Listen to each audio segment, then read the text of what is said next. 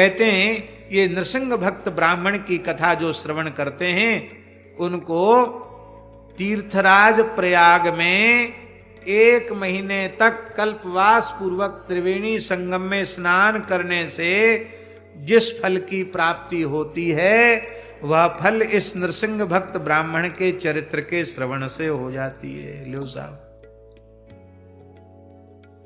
माघ महीना में वहां कितनी ठंड पड़ती है, बड़ी कठोर निष्ठा जिसकी होगी वही वहां रह पाता। हमारा श्री राधेश्याम खेमका जी थे, पूरा 1 महीना गीता प्रेस के संपादक 1 महीना कल्पवास करते थे और समय से ब्रह्म वेला में सुबेरे उठ करके त्रिवेणी स्नान करते, बड़ी निष्ठा से भयंकर ठंड में स्नान करते थे। बिना धर्म निष्ठा की ये संभव नहीं है। वो 1 महीने का जो कल्पवास त्रिवेणी स्नान का पुण्य है वो इस चरित्र का श्रवण करने से तत्काल प्राप्त हो जाता है। बोलो भक्तवत्सल भगवान की जय। एक सच्ची घटना इतिहास हम तुम्हें सुना रहे हैं, एक ब्रह्मचारी और पतिव्रता का संवाद। ब्रह्मचारी और पतिव्रता का संवाद बड़ा अद्भुत संवाद है। ये ब्राह्मण देवता कहां के थे? ये उत्तर प्रदेश, मध्य प्रदेश, ये तो आज की संज्ञा है। उस जमाने में क्या था?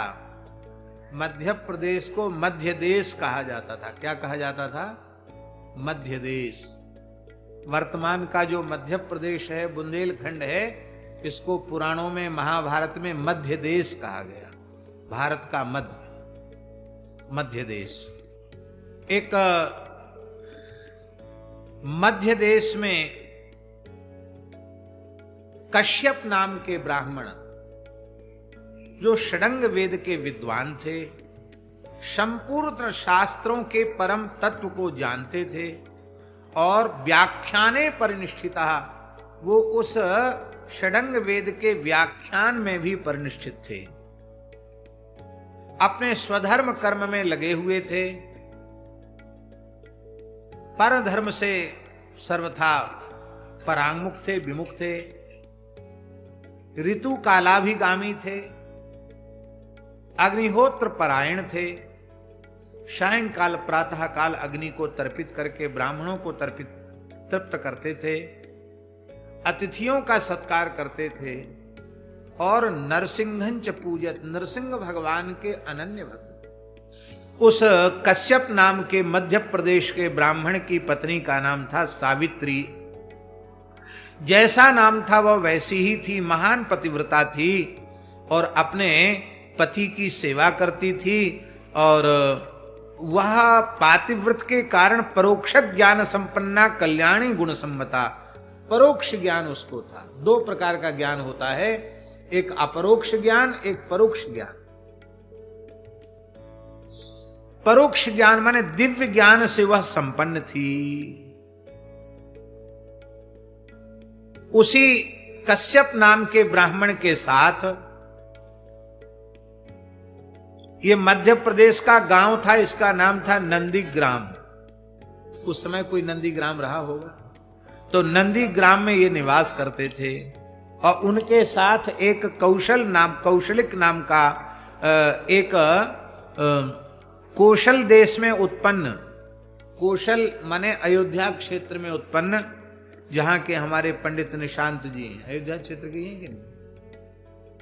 कौशल देश में उत्पन्न ब्राह्मण भी उन यज्ञ शर्मा के, उनके कश्यप नाम के ब्राह्मण के साथ रहता था। जैसे योगेंद्र जी के साथ रहते हैं, वैसे तो वृंदावन में ही है, लेकिन ये मध्य प्रदेश के हैं, वो उधर वहां के हैं, तो यही समझ लो एक उदाहरण के रूप में। इस तरह से वो यज्ञ शर्मा उन ब्राह्मण का नाम था। उस ब्राह्मण की पत्नी का नाम रोहिणी था, जो सर्वलक्षण संपन्ना थी, पतिव्रता थी। उसने एक पुत्र को जन्म दिया और एक पुत्र को जन्म दिया और पुत्र के उत्पन्न होने पर यज्ञ शर्मा ने शास्त्रीय विधि से अपने पुत्र का जातकर्म संस्कार कराया। 12वें दिन पुण्याहवाचन कराया और उस यज्ञ शर्मा ने अपने पुत्र का नाम देव शर्मा रखा। 6ठे मास में उसका 4थे महीने में उपनिष्क्रमण संस्कार संपन्न हुआ और 6ठे महीने में अन्नप्राशन संस्कार संपन्न हुआ। 1 वर्ष पूर्ण होने पर चूड़ा कर्म संस्कार संपन्न हुआ। चूड़ा कर्म कहते मुंडन को। आजकल मुंडन कराते हैं लोग बालकों का, तो उसको पूरा मूड़ देते, उसको चुटिया भी मूड़ देते हैं, कहते गर्भ के बाल सब मूड़ देते। नहीं, ऐसा नहीं, सारा मस्तक मूड़ते समय चोटी छोड़ना चाहिए। गर्भ से जो केश आवे उन्हीं को चोटी के रूप में छोड़ना चाहिए। चोटी अवश्य रखना चाहिए, उसमें कोई जाति का भेद नहीं है। हिंदू मात्र को शिखा अवश्य धारण करनी चाहिए और ये चोटी 1 वर्ष की आयु में ही धारण हो जानी चाहिए। 7वें वर्ष का जब वह बालक हुआ, गर्भ से 8वें वर्ष का, तो उसका उपनयन संस्कार किया और उपनयन संस्कार हो जाने पर उसने वेदाध्ययन किया और वेदाध्ययन पूर्ण करके जो उनका पुत्र देव शर्मा है वो अपने घर आ गया। और घर आ गया तो समय की बात है, पिताजी की आयु, यज्ञ शर्मा की आयु पूर्ण हो गई और असमय में ही पिताजी दिवंगत हो गए, स्वर्गगामी हो गए। अपने पिता की मृत्यु होने पर वह अत्यंत दुखी हो गया और धैर्य धारण करके उसने अपने पिता का अंत्येष्टि संस्कार किया और अंत्येष्टि संस्कार करके द्वादशाह त्रयोदशाह आदि सपिंडी कृत्य आदि करके, और इसके बाद वह बोला कि अब हमारा मन लग नहीं रहा है। वो देव शर्मा घर से निकल गया, विरक्त हो गया, घर द्वार छोड़ के चला गया, वैराग्य हो गया, जब छोड़ के चला गया। अब इसी प्रकरण में अनाश्रमी रहने की बड़ी भारी निंदा है, इस बात को बहुत ध्यान से सुनेंगे। ये बहुत ही सुंदर नृसिंह पुराण का उपाख्यान है। वह विधिपूर्वक स्नान करता हुआ गंगा आदि तीर्थों में और वह विचरण करने लग गया। विचरते विचरते विचरते विचरते वह वहीं पहुंच गया कुछ समय पश्चात जहां वो कश्यप नाम के ब्राह्मण की पत्नी सावित्री निवास करती थी। वहीं वो पहुंच गया और वहां पहुंच करके नंदीग्राम के निकट ही उपवन में वहां रहने लग गया। और इधर इस देव शर्मा की माता, पिता तो पहले ही चले गए थे, जन्मदात्री माता थी जिसका नाम रोहिणी था, वो पति पहले चला गया और पुत्र घर द्वार छोड़ के चला गया। इससे वह अत्यंत पीड़ित दुखित होकर के बहुत व्याकुल हो रही थी। ये तो अपने चले गए महाराज बाबा बन के। दुखा दुखम अनुप्राप्ता नीतम रक्षकम बिना, रक्षक के अभाव में बड़ी दुखी हो रही थी।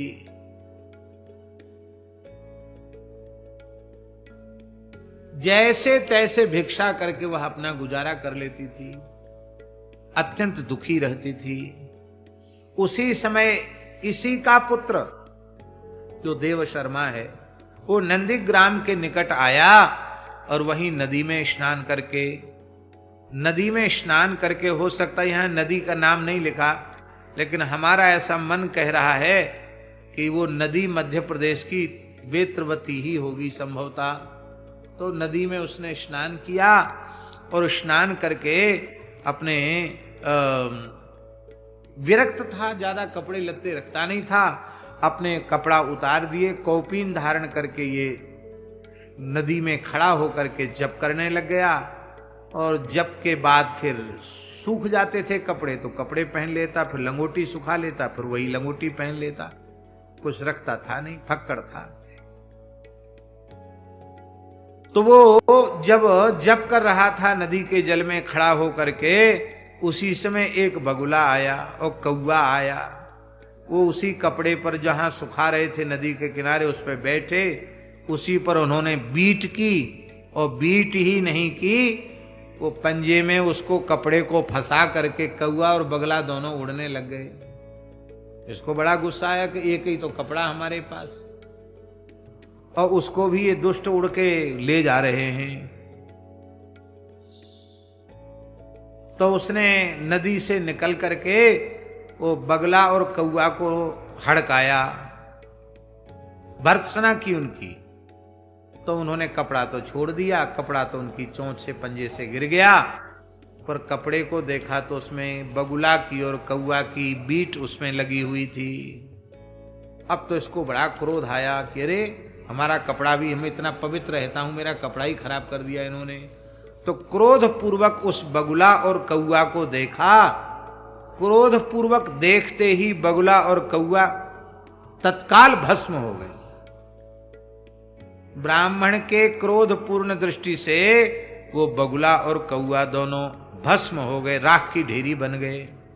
तद्रोष बन्हिना दग्धौ भूम्याम निपतितौ खगौ सदृष्ट्वा तौ क्षितम यातु पक्षिणौ विस्मयंगतः।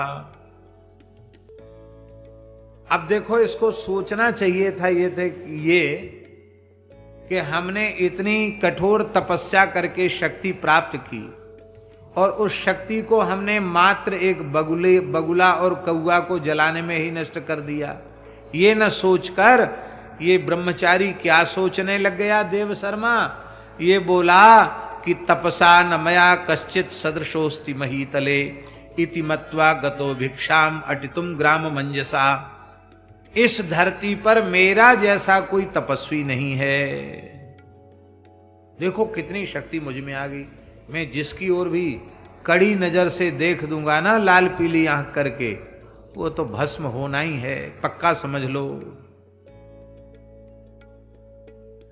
अब अपने वेदों का स्वाध्याय करने लग गया।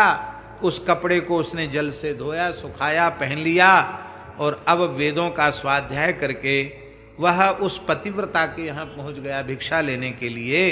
कौन सी पतिव्रता, नाम याद आपको? कौन सी? सावित्री नाम की पतिव्रता के यहां पहुंच गया।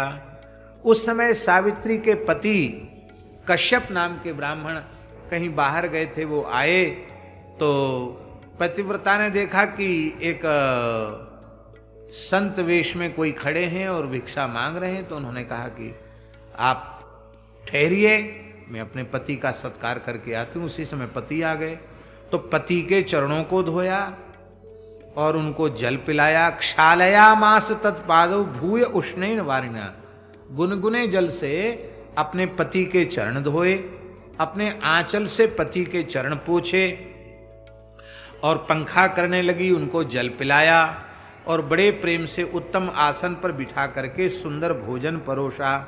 अब प्रेम से पंखा भी झल रही है, अब प्रेम से उनको स्नेह पूर्वक खिला भी रही है, परोस रही है। और ब्रह्मचारी घर के दरवाजे पे खड़ा लाल पीली आंख कर रहा है कि अरे बताओ, हमारे समय का कोई मतलब ही नहीं है। हमको मना कर देती, हम दूसरे ब्राह्मण के घर में चले जाते भिक्षा मांगने। ना किया, बोले अभी देती हूं, अभी लाती हूं। वो ये तो अपने पति की सेवा में लग गई। अब पति ने भोजन कर लिया, उनको आचमन करा के उनको बीरी दे दिया। बीरी जानते हो ना, पान, तांबूल दे दिया। अब पति तो थोड़ा बैठ गए अपनी आसन पर जा करके। तब यह आई और भिक्षा लेकर के आई। आकर बोले ब्रह्मचारी जी, आप प्रसन्नता पूर्वक भिक्षा लीजिए। सावित्री तु निरीक्षैव हसंती सा तमब्रवीत। हंसते हुए बोली कि आप लाल पीली आंख मेरे ऊपर मत दिखाइए। क्यों? ब्रह्मचारी जी, न तो मैं कौवा हूं और ना मैं बगुली हूं जो तुम्हारी लाल पीली आंख से जल के भस्म हो जाऊं। मैं एक पतिव्रता स्त्री हूं, तो मेरा कुछ नहीं बिगाड़ सकते। इसलिए ब्रह्मचारियों को, तपस्वियों को ज्यादा गुस्सा उस्सा नहीं करना चाहिए, क्रोध मत करो। एक बगुला का जराए दियो तुमने, एक कौआ का जराए दियो, तुम्हें तो अहंकार रह गए हो कि हम तो बड़ो कोई तपस्वी ना है।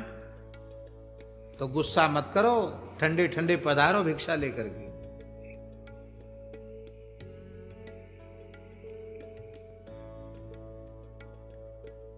अब उसको बड़ा आश्चर्य हुआ कि अरे आज नदी के किनारे आज ही की ही घटना है और इस घटना का साक्षी केवल मैं हूं, दूसरा कोई वहां था ही नहीं।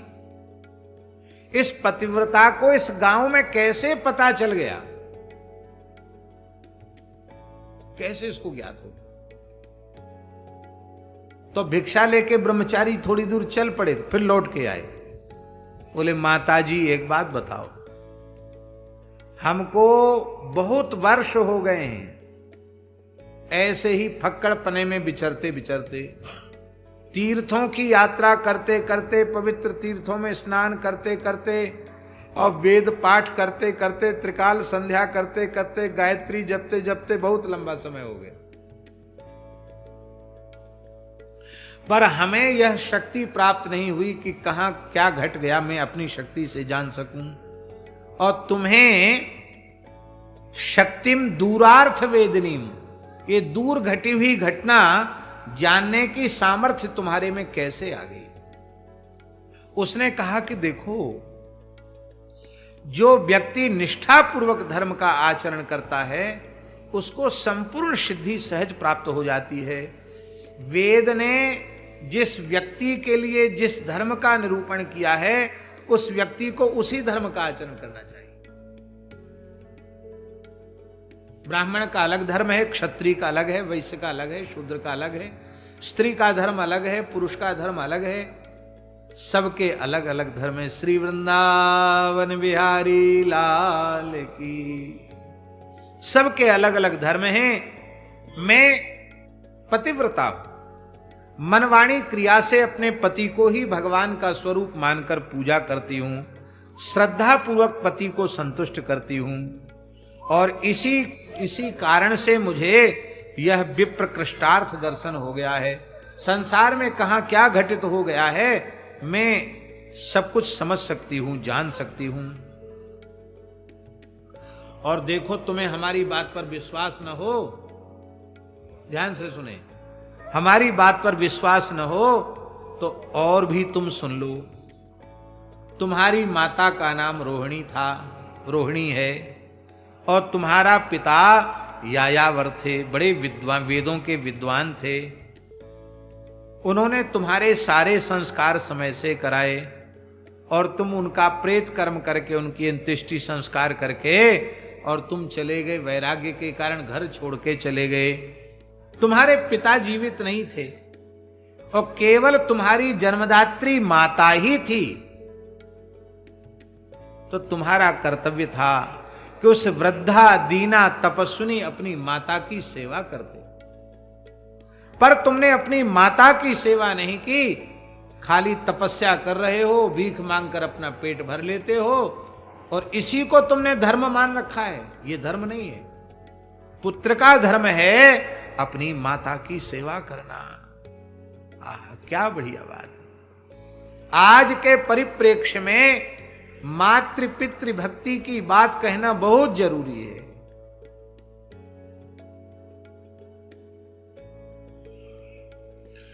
माता के ऋण से उऋण नहीं हो सकती है संतान। भगवान श्री कृष्ण ने भागवत के 10वें स्कंध में कहा है कि सैकड़ों वर्षों की आयु तक पुत्र अपनी माता की, पिता की सेवा करे तो भी वो अपनी माता के ऋण से उऋण नहीं हो सकता, क्योंकि सर्वार्थ संभवो देहो जनितः पोषितो यतः। धर्म, अर्थ, काम, मोक्ष, चारों पुरुषार्थों की सिद्धि का साधन ये मानव शरीर माता ने अपने गर्भ में धारण किया है, माता ने उसका पोषण किया है। इसलिए माता परम आदरणीय है।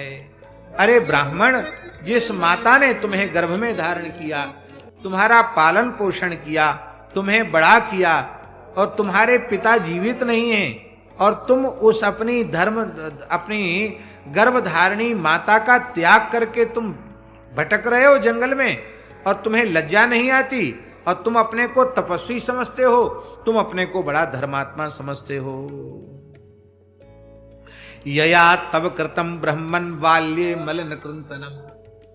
तुम्हारी माता ने बाल्यावस्था में तुम्हारा मल धोया है, तुम्हारा मूत्र धोया है, और ऐसी मलमूत्र भी जिसने धोया बिना किसी घृणा और संकोच, सभी माताएं धोती हैं अपनी संतान का मलमूत्र, और ऐसी माता के दुख का तुमने विचार नहीं किया। तुम जंगलों में भटक रहे हो, और देखो तुम्हारे मुंह से बदबू आने लगेगी कुछ समय बाद। क्यों?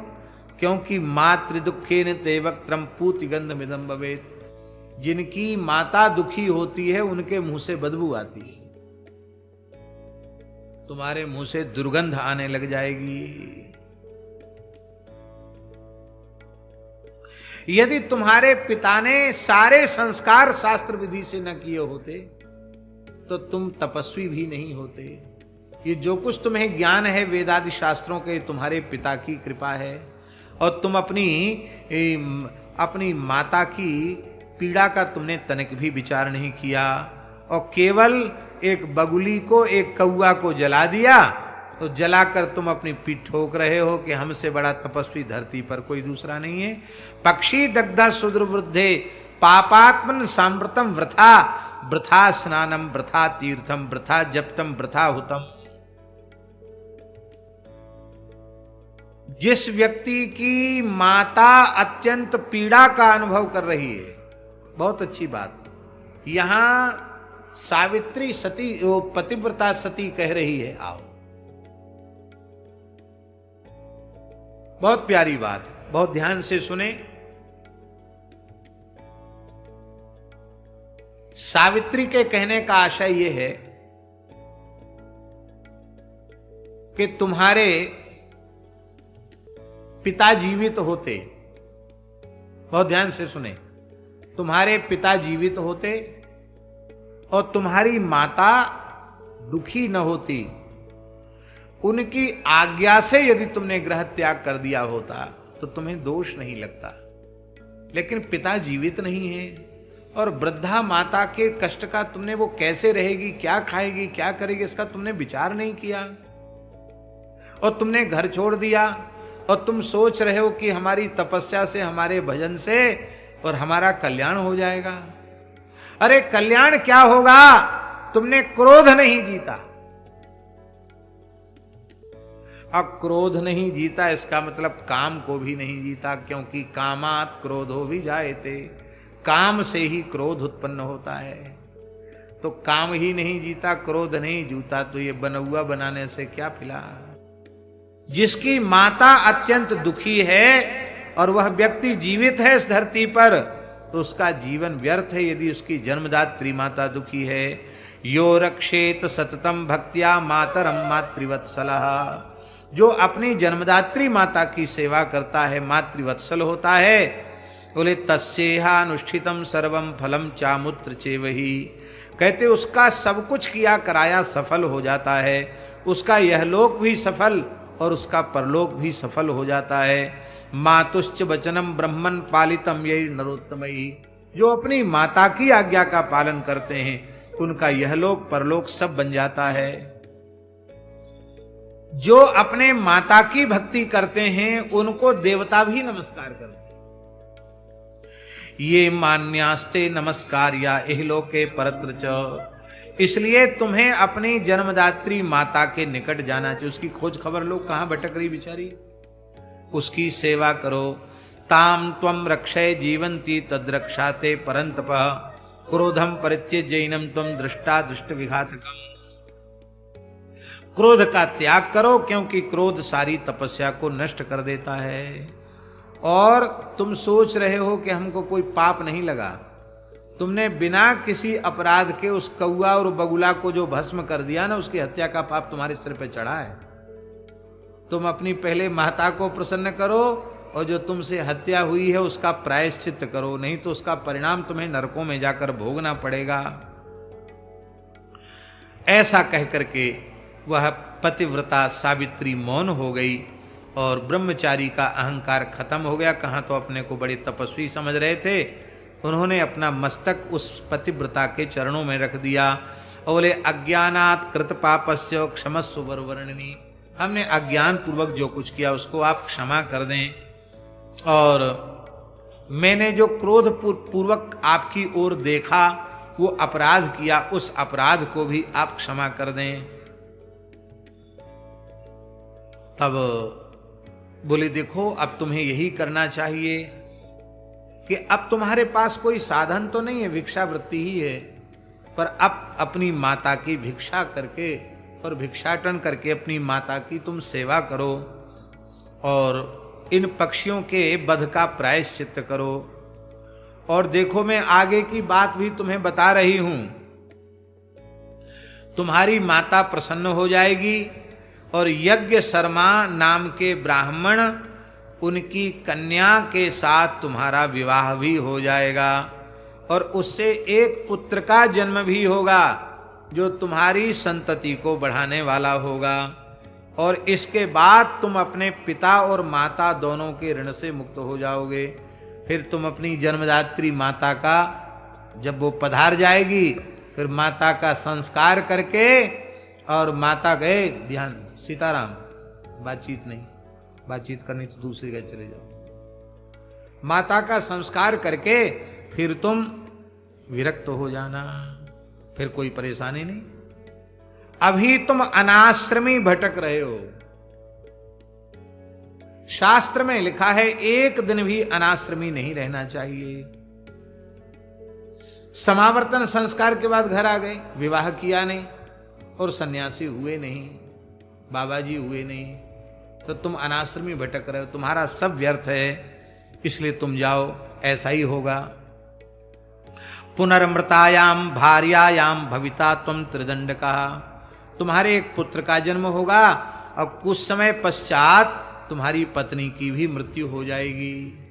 फिर तुम त्रिदंडी सन्यासी हो जाना, त्रिदंड कहा, फिर सन्यास लेना, फिर पकड़पने में रहो, खूब भजन करो और फिर तुम नरसिंह प्रसादेन वैष्णवम पदमास्यति, फिर नरसिंह भगवान की कृपा से तुम्हें भगवान का दिव्य धाम प्राप्त हो जाएगा।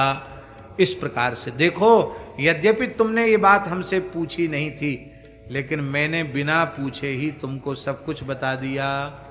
भविष्य की बात भी पतिव्रता ने बता दी। और महाराज जी वो ब्रह्मचारी चरणों में प्रणाम करके अपनी माता को खोजने लग गया। माता मिल गई और माता तो बहुत प्रसन्न हो गई, चरणों में प्रणाम किया, बोले माँ अब तुम भटको मत, अब हम तुम्हारी सेवा करेंगे। माता की प्रेम से सेवा करने लग गया। वेदाध्ययन करता, माता की प्रेम से सेवा करता, माता की प्रसन्नता से सारे दुख दूर हो गए और उसका विवाह भी हो गया, एक पुत्र का जन्म भी हो गया। और पुत्र के बाद मृत भार्यश्च सन्यस्य समलोष्टास्म कांचनः, पत्नी की मृत्यु भी हो गई और उसने गृह त्याग करके और सन्यासी हो गया, त्रिदंडी सन्यासी हो गया। नरसिंह प्रसादेन पराम सिद्धिमवाप्तवान, नरसिंह भगवान की कृपा से इस ब्राह्मण को परा सिद्धि प्राप्त हो गई। जन्मदात्री माता यदि है तो माता से लेकर ही सन्यास ग्रहण करना चाहिए। सन्यास माने विरक्त होना चाहिए, साधु बनना चाहिए, अपनी जन्मदात्री माता की आज्ञा प्राप्त करें। पिता आज्ञा भले ही दे न दे, उतनी महत्व की बात नहीं है, पर गर्भधारिणी जन्मदात्री माता की आज्ञा से ही विरक्त होना चाहिए।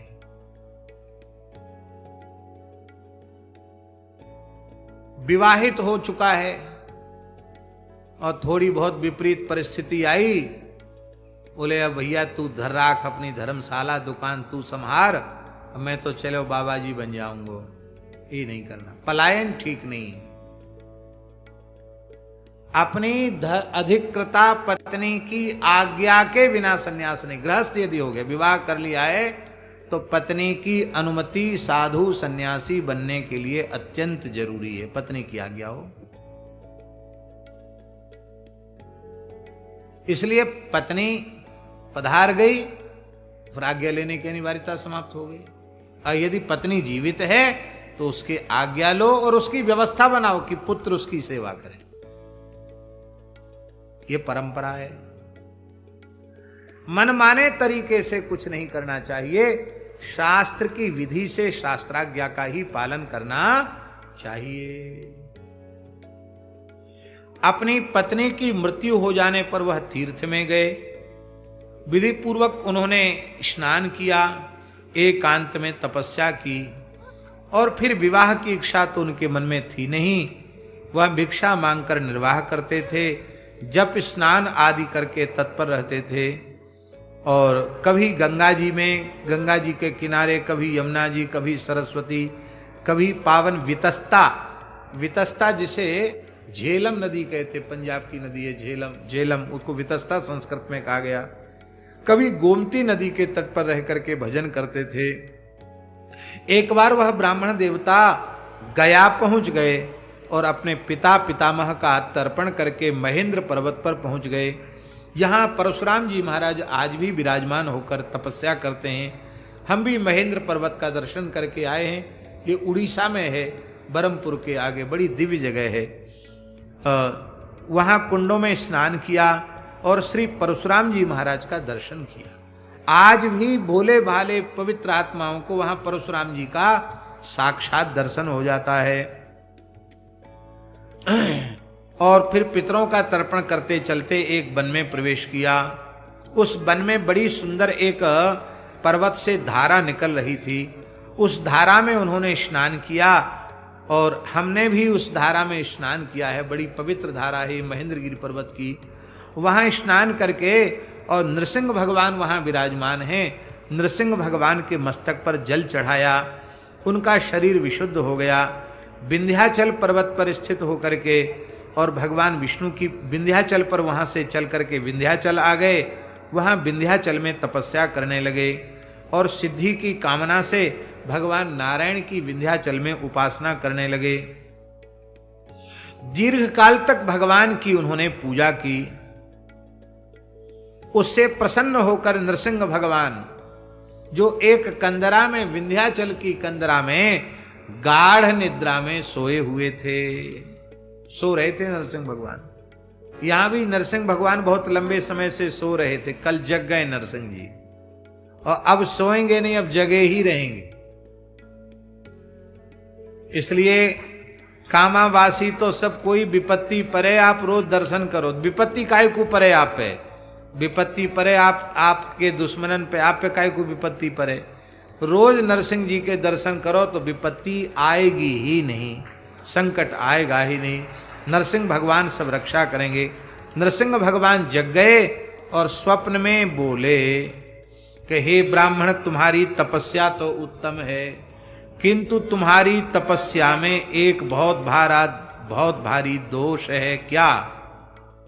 तुम्हारी तपस्या में सबसे बड़ा दोष है कि तुम अनाश्रमी हो।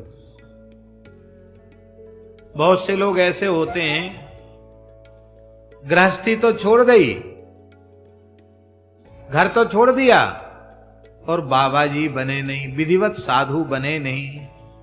ऐसे ही बाबाओं जैसा भेष बना करके घूमने लग जाते हैं। ऐसे बहुत से लोग हैं, साधु नहीं है पर भेष साधु का बना करके घूम रहे हैं। हमारे सिद्धांत पटल में लिखा है पुजारी जी, देखा देखी केस रखावे, ऐसा डूबे था न पावे। देखा देखी साधु का नक्शा बना लेता है तो ऐसा डूबे था न पावे। इसलिए एक दिन भी अनाश्रमी नहीं रहना चाहिए। घर छोड़ दिया है और भजन करने का निश्चय है तो विधिवत विरक्त वेश लेकर स्वरूप धारण करके तब भजन में लगना चाहिए। तो तुम्हारे भजन में सबसे बड़ा दोष यही है कि तुम तपस्या तो बहुत कर रहे हो लेकिन तुम अनाश्रमी हो। अनाश्रमी के द्वारा किया गया कर्म व्यर्थ हो जाता है। ये भगवान नृसिंह ने स्वप्न में उस ब्राह्मण को बताया।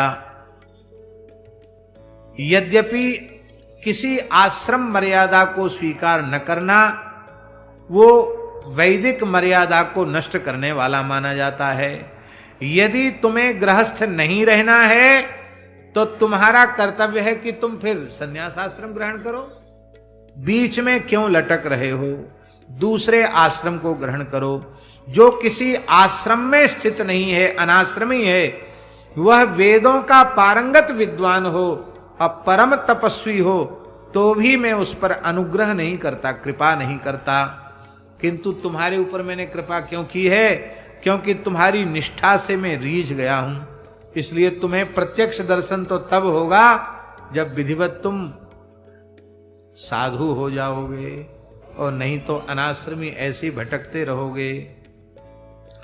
अब तो उस ब्राह्मण ने नृसिंह भगवान की आज्ञा को अलंघनीय माना और संपूर्ण जगत का बाध करके बाधंच हरेरलंघ्यम नरसिंह मूर्तेर बाधंच कृत्वा सयतिर्बभूव।